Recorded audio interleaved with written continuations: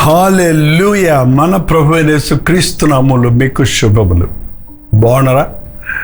అదేనండి, ప్రశాంతంగా నిద్రించి సంతోషంతో మేల్కొని మరో రోజు దేవుడిచ్చినందుకు ఆయనకి కృతజ్ఞతాస్తుతులు చెల్లించి ఆయన వాక్యం యొక్క నడిపింపుల కొరకు కనిపెడుతున్నారా?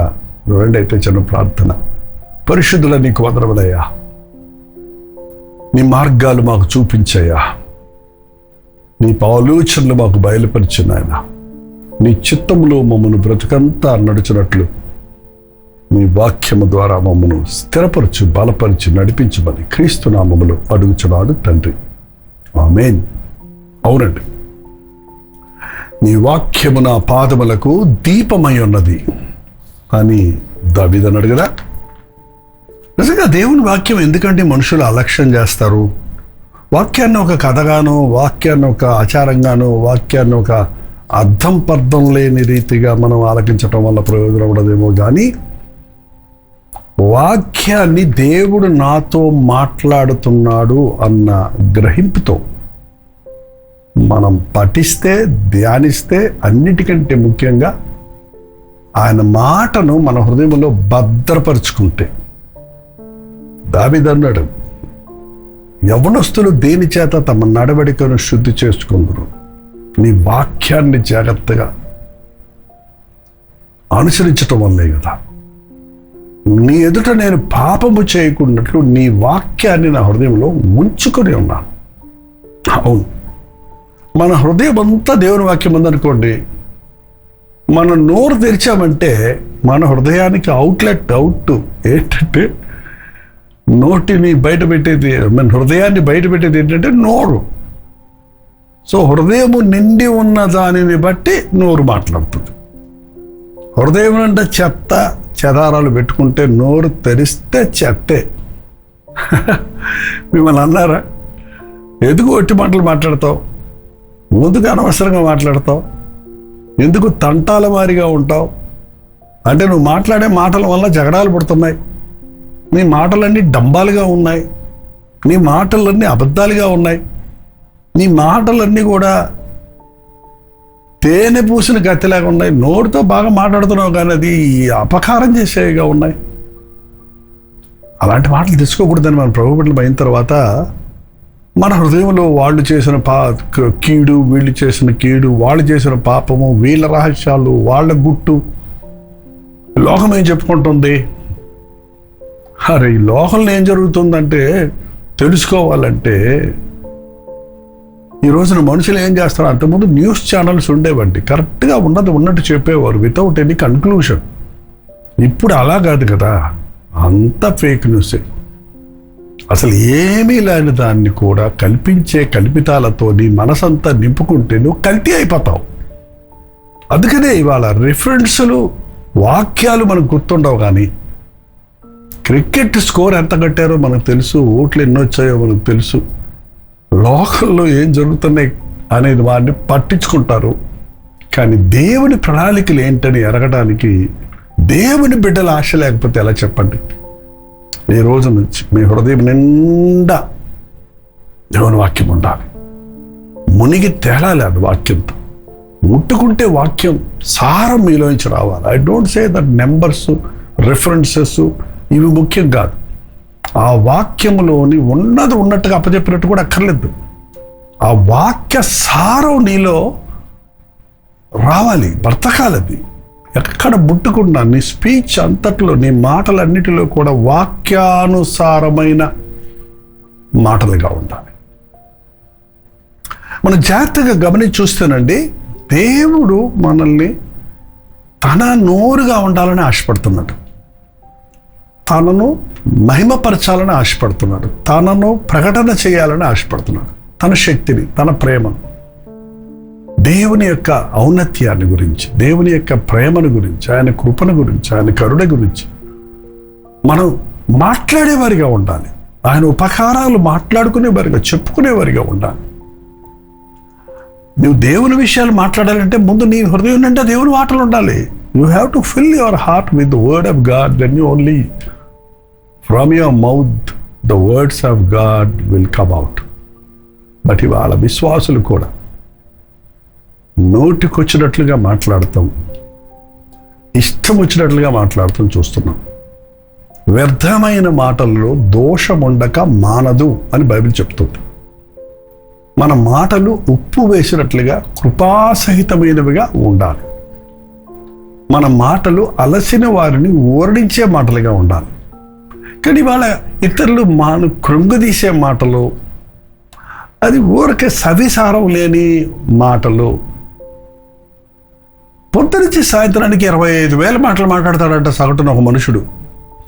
25,000 మాటలు ఒక రోజులో. విచిత్రం ఏంటంటే ఒక మనిషికి రోజుకి 10,000 తలంపులే వస్తాయట. 10,000 తలంపులే తలస్తున్నాడు, కానీ 25,000 మాటలు మాట్లాడుతున్నాడంటే అర్థం ఏంటండి? సగానికంటే ఎక్కువ మాటలు ఆలోచించకుండానే మాట్లాడేస్తున్నాడు.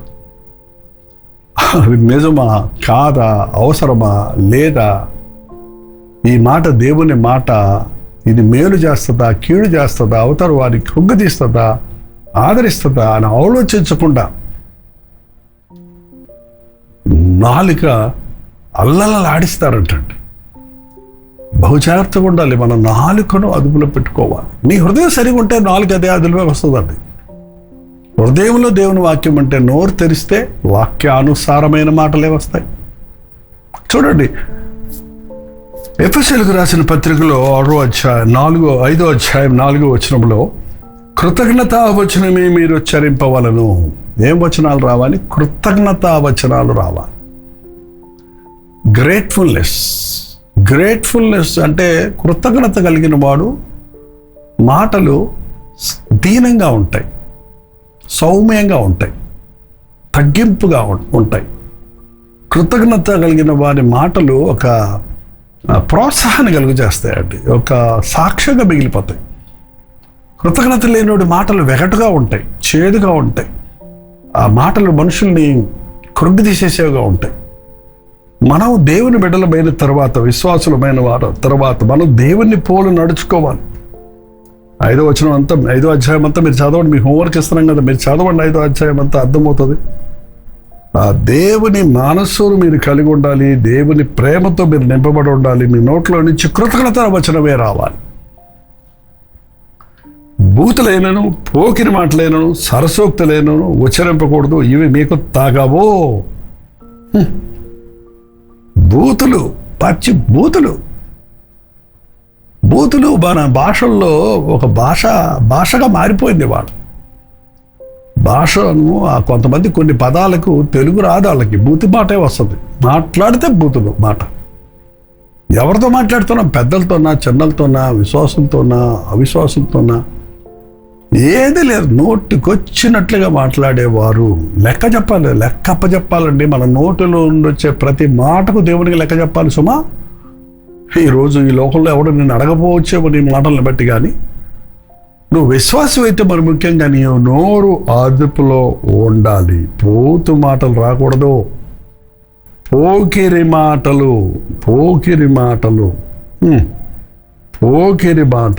ఏంటంటే, పోకిరి మాటలు అంటే కింద ఫుట్ నోట్స్ వేసి రాశారు చూడండి. వెర్రి మాటలు, పిచ్చి మాటలు, అనవసరమైన మాటలు, పోకిరి మాటలు, మర్యాద లేని మాటలు, అసహ్యమైన మాటలు, సరసోక్తులు, ద్వంద్వార్థాలతో మాట్లాడే మాటలు, చీప్ ఏమంటారు, కోర్స్ జోక్స్ అనే మాటకి ఇంగ్లీష్లో జోక్స్ అంటారు, కానీ మన తెలుగులో వచ్చేటప్పుడు హాస్యమని కాదు, ఎగతాళి మాటలు మాట్లాడడం. కానీ మన మాటల్లో ఎగతాళి ఉండకూడదు. ఇతరులను ఎగతాళి చేసే, ఇతరులను కించపరిచే, ఇతరుల బలహీనతలను ఎగ్జాజరేట్ చేసి అంటే పెద్దవిగా చేసి చెప్పే మాటలు, తప్పుడు అర్థాలు తీసుకొచ్చేటువంటి మాటలుతో కూడిన మాటలు మన నోట్లో నుంచి రాకూడదు. ఈరోజు అవే మాటలు చాలా వైరల్ అయిపోతున్నాయి అంటుంటారు కొన్నిసార్లు. ఆ వల్గర్ లాంగ్వేజ్, బూతు మాటలు, బూతు పాటలు, బూతు అర్థాలు కలుగజేసే మాటలు మన నోట రాకూడదు. మన నోటులో నుండి స్వచ్ఛమైన మాట, స్వచ్ఛమైన భాష, స్వచ్ఛమైనటువంటి దేవుని పరిశుద్ధతతో కూడిన ఇతరులకు మేలు కలుగు చేసే మాటలు కావాలి. 29వ వచనం కూడా చూస్తే ఎఫెసీయులకు రాసిన పత్రిక 4:29 వినువారికి మేలు కలిగినట్లు అవసరమును బట్టి క్షేమాభివృద్ధికరమైన అనుకూల వచనమే పలుకుడు కానీ దుర్భాష ఏదైనాను మీ నోట రానియకూడదు. దుర్భాష, తప్పుడు మాటలు మీ నోట్లోంచి రాకూడదు. తప్పుడు మాటలు మీరు రానివ్వకండి. పోకిరి మాటలు రానివ్వకండి. ఎగతాళి మాటలు రానివ్వకండి. చమత్కారం ఉంటుంది. చమత్కారం అనేది humour, that's not wrong. But హాస్యం, ఎగతాళి చేయటం, అవమానపరచటం అంటే చీప్ కామిక్స్ అంటారు. ఏదో ఏంటంటే చీప్ జోక్స్, తప్పుడు బూతు సంగతులను జోక్స్గా చేసి మాట్లాడుకోవటం, ఇతరుల భార్యల గురించి, ఇతరుల బిడ్డల గురించి. That is going down to the dust and మీరు తప్పుడు స్థితికి దిగజారిపోతున్నాడు. Going down to the devil's language. నువ్వు నీ ప్రభువుకి, ఘనమైన ప్రభువుకు తగినట్లుగా నువ్వు మాట్లాడాలి. దాన్ని యాకోబు అన్నాడు, మీ నోట్లో నుండి ఆశీర్వాద వచనమే రావాలి కానీ శాపములు రాకూడదు.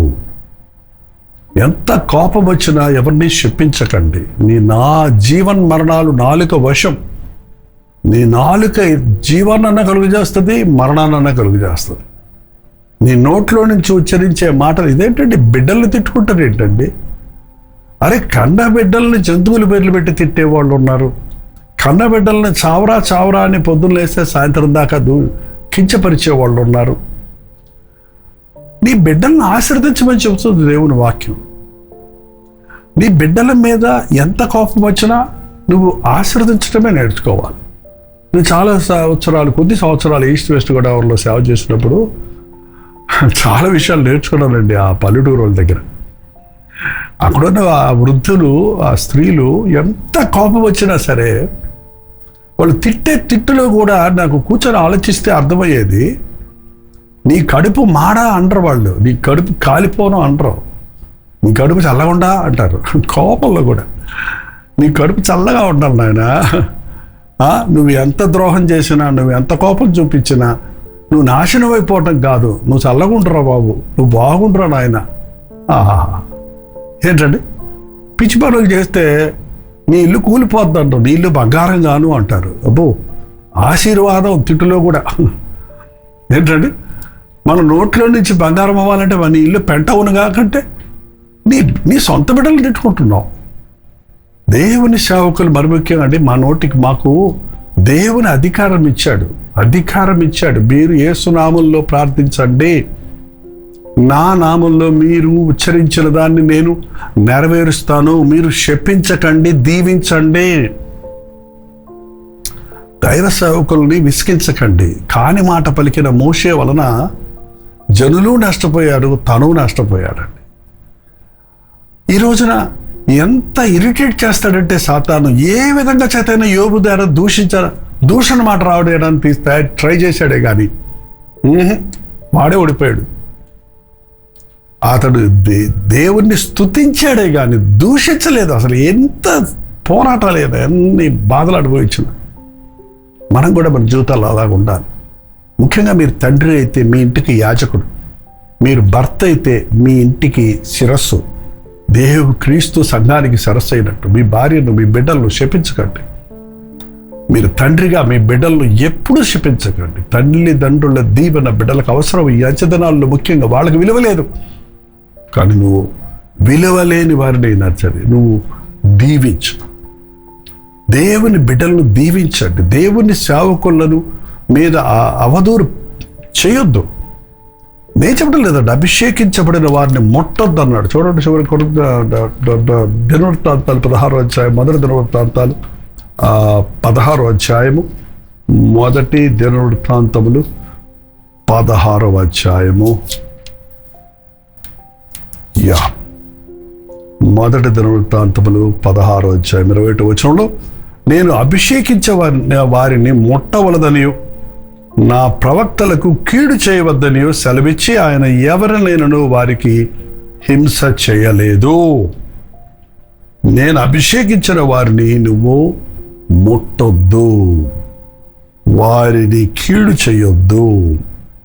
అదే సమయంలో సేవకులు కూడా నీకు కీడు చేసిన, నిన్ను రాళ్లతో కొడుతున్నా, నిన్ను అవమానపరుస్తున్నా, నీ నోట్లో నుంచి దీవెనే రావాలి కానీ శాపం రాకూడదు. దయచేసి గమనించండి, నిజమైన దైవజనుని నోటిలో నుండి శాపం వస్తే శపించబడతాం, దీవెన వస్తే దీవించబడతాం. అందుకనే దైవ సేవకులుగా మీరు బిడ్డలను తండ్రి ఎలా దూషించకూడదు, ఒక సంఘ కాపరి, సంఘ విశ్వాసులను, సంఘములో అవిధేయులైన వారిని కూడా శపించొద్దు, దీవించండి. తల్లిదండ్రులు బిడ్డలను దీవించండి. నీ రక్తం పంచుకొని పుట్టిన వారు ఎంత చెడిపోయినా దీవించండి, ప్రార్థించండి. Hope for the best, the lord will change them. నీవొకప్పుడు అవిధేయుడిగా ఉన్నప్పుడు నిన్ను మార్చిన దేవుడు మరొకరిని మార్చరా? తప్పకుండా. కాబట్టి ఆనాడు చివరిగా చూడండి, 6వ అధ్యాయము, సంఖ్యాకాండం 6వ అధ్యాయము 22వ వచనంలో యెహోవా మోషేకు ఇలాగ సెలవిచ్చాను, నీవు అహరోనుతోను అతని కుమారులతోనూ ఇలాగనుము, మీరు ఇశ్రాయేలీయులను ఇలాగూ దీవింపవలెను. ఆనాటి యాజకులు వాళ్ళు మాటికి తిరగబడేటువంటి లోబడని ప్రజలుగా, హృదయంలో తప్పిపోయే ప్రజలుగా ఉన్న ఇశ్రాయేలీయుల్ని కూడా ప్రభు అంటున్నాడు, మీరు వారిని, యాజకులు దేవుని ప్రతినిధులుగా ఉన్నారు కనుక మీరు వారిని దీవించాలి. యెహోవా నిన్ను ఆశీర్వదించి నిన్ను కాపాడునుగాక. యెహోవా నీకు తన సన్నిధి కాంతి ప్రకాశింపజేసి నిన్ను కరుణించునుగాక.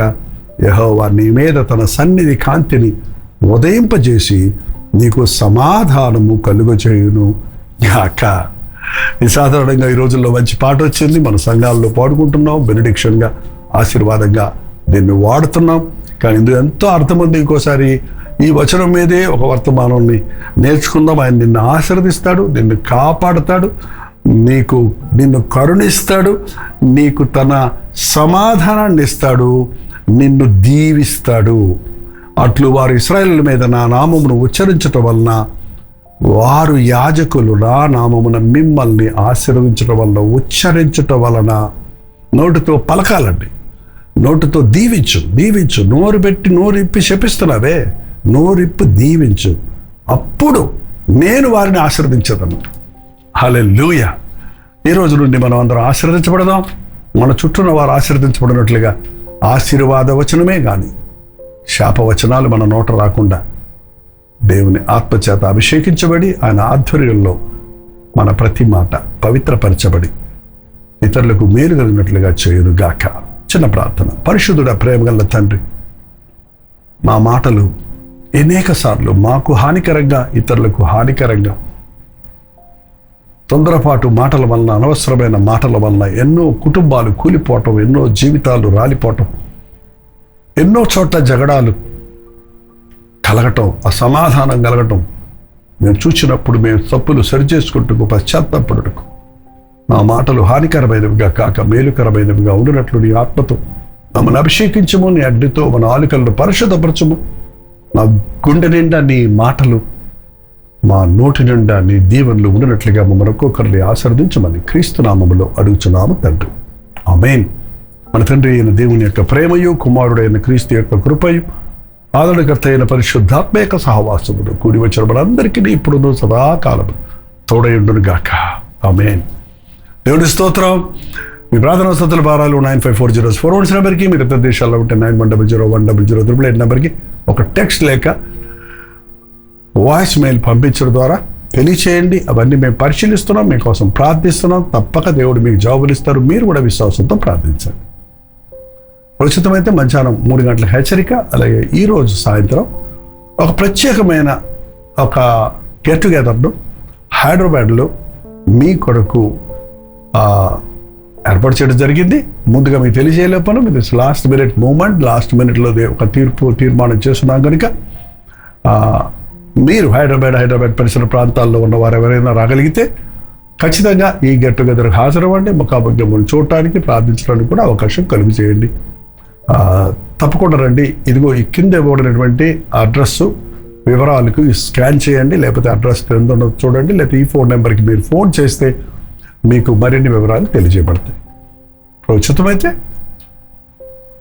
హైదరాబాద్ గెట్ టుగెదర్లో లేక అలాగే కల్వరి ప్రతిధ్వనిలో మళ్ళీ కలుసుకుందాం. అంతవరకు దేవుడు మహాకృప మీకు తోడేడు గాక.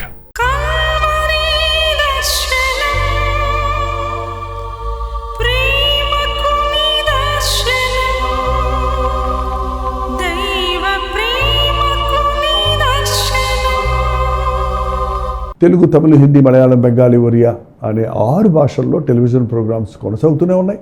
భారభరితమైన పరిచయంలో మీరు సహకరించాలని ఆశిస్తే, ప్రభు మిమ్మల్ని ప్రేరేపిస్తే మీ విరాళాలు, కానుకలు వారికి మీరు పంపించవచ్చు. అవి నేరుగా టీవీ ఛానల్స్కి వెళ్తాయి. అందులో ఏది మేము మా సొంత ఖర్చుల కొరకు ముట్టుకోవటం లేదు, వేరే పరిచయ కొరకు ముట్టుకోవటం లేదు. టెలివిజన్ పరిచయలో ఇంకా సువార్త వినని వారికి అది అందించాలని ఆశతో ఒక 20 సంవత్సరాలుగా కొనసాగుతున్న పరిచయం కొరకు ప్రార్థించండి, ఈ సహకారాన్ని అందించండి. ఈ విషయం మీకు ఇంకా వివరాలు కావాలంటే 89393939 అనే నెంబర్కి మార్నింగ్ 10 నుంచి ఈవినింగ్ 10 లోపల మీరు ఫోన్ చేయండి, వివరాలు మీకు తెలియజేస్తాం.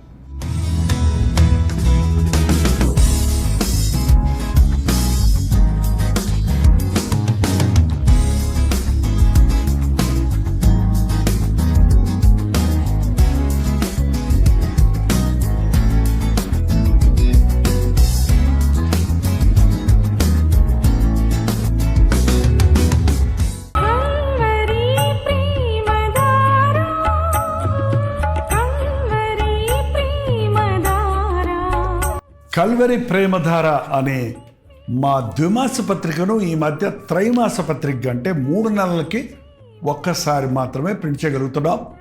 మరి గత 40 సంవత్సరాల పైబడి కొనసాగుతున్న ఈ పత్రికను ఆపు చేయటం ఇష్టం లేక దీన్ని త్రైమాస పత్రికగా మార్చున్నాం. మీరు కల్వరి ప్రేమధార పత్రికను చదువుతున్నారా? ఒక ఉచిత పత్రిక కావాలంటే ఇవ్వాలే మీ పేరు, చిరునామా, అడ్రస్తో పాటు ఇంటి నెంబర్తో పాటు క్లియర్గా పంపించండి. తప్పకుండా ఒక ఉచిత పత్రికను మీకు పంపిస్తాం.